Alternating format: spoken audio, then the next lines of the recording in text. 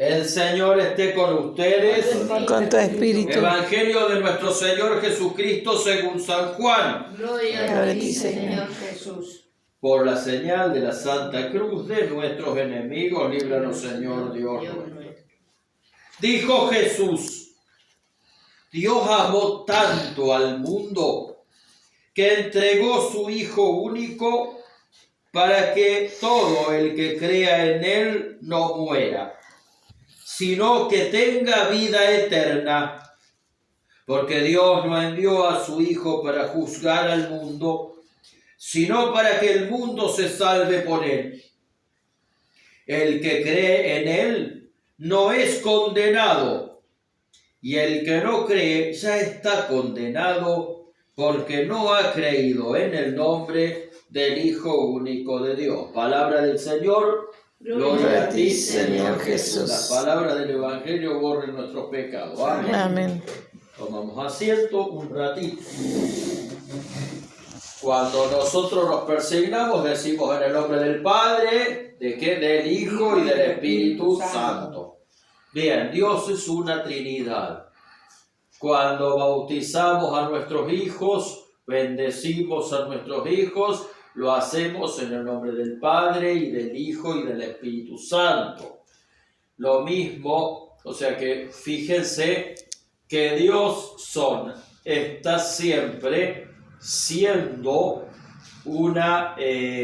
tres personas distintas y al mismo tiempo fíjense que siempre unidos.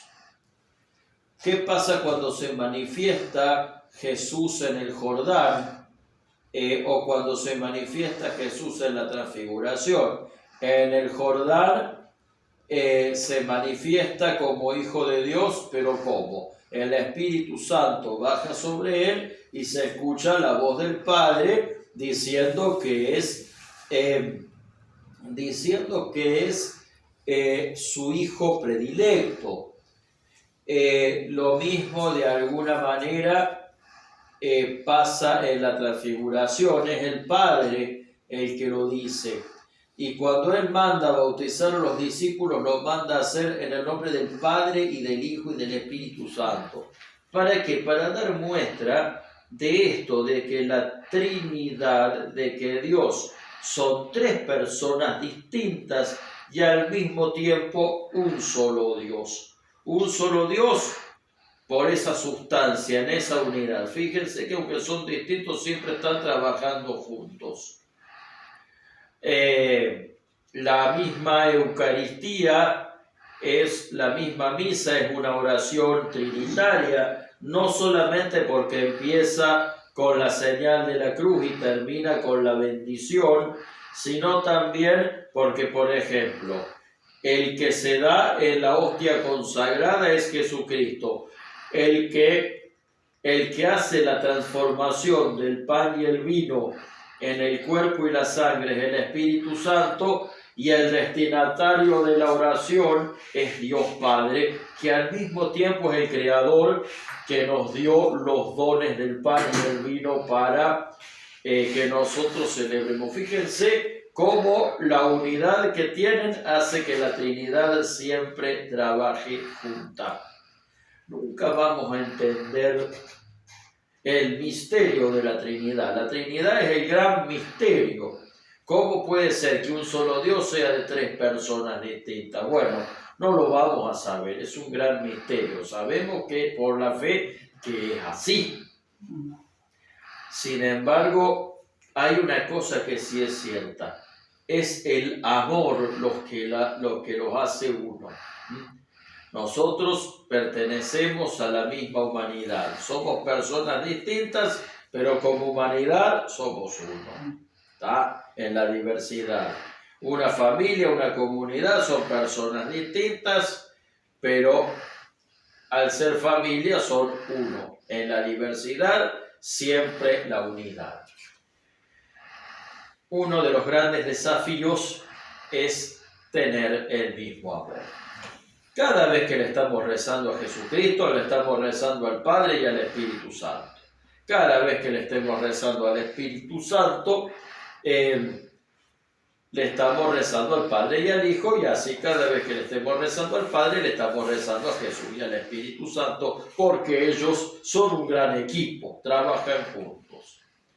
Y ese amor y esa unidad es lo que nosotros tenemos que pedirle a nuestro Dios, que no es una sola persona aislada, que eligió ser una unidad, que eligió ser una comunión de tres personas divinas. ¿Sí? Un solo Dios, pero tres personas. Tres personas y un solo Dios. ¿Y qué es lo que los unifica? El amor. El amor. Y es en forma de amor que Dios se nos presenta. El libro del Éxodo del Antiguo Testamento, estaban Moisés y los hebreos en el desierto, y estaban Moisés y los hebreos en el desierto, acababan de cometer un pecado de idolatría, y a pesar de eso Dios se presenta como amoroso.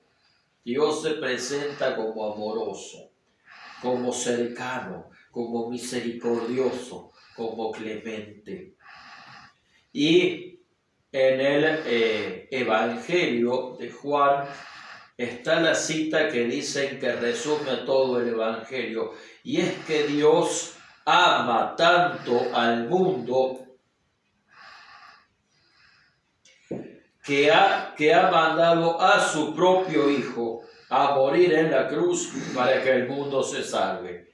Tratemos de dimensionar lo grande que es el amor de nuestro Dios.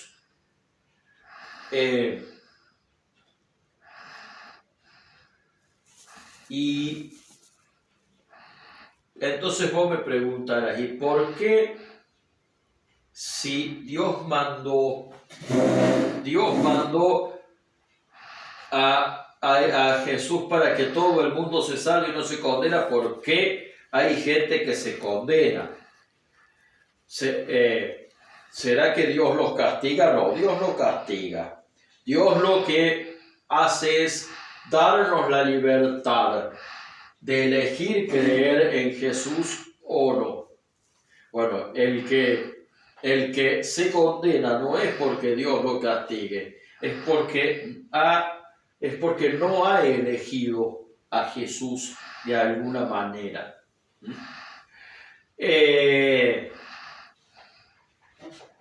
El ambiente, este evangelio hay un fragmento cortito del evangelio, pero es un evangelio precioso porque es el encuentro de Jesús y Nicodemo. Nicodemo era algo así como un maestro de la ley que se acerca a hablar con Jesús de noche. ¿Qué simboliza la noche? En el Evangelio de San Juan, la noche es la oscuridad del alma, y es un encuentro íntimo en la noche como con Jesús. Y Jesús dice, hay que nacer de nuevo, le dice. Y con toda la fe, con toda la sinceridad, Nicodemo le pregunta, Maestro, ¿qué debo hacer para traer la vida eterna? Y Jesús dice, nacer del agua y del Espíritu, del bautismo y de cultivar los dones del Espíritu Santo. Y les recuerda esto, que Dios amó tanto al mundo, que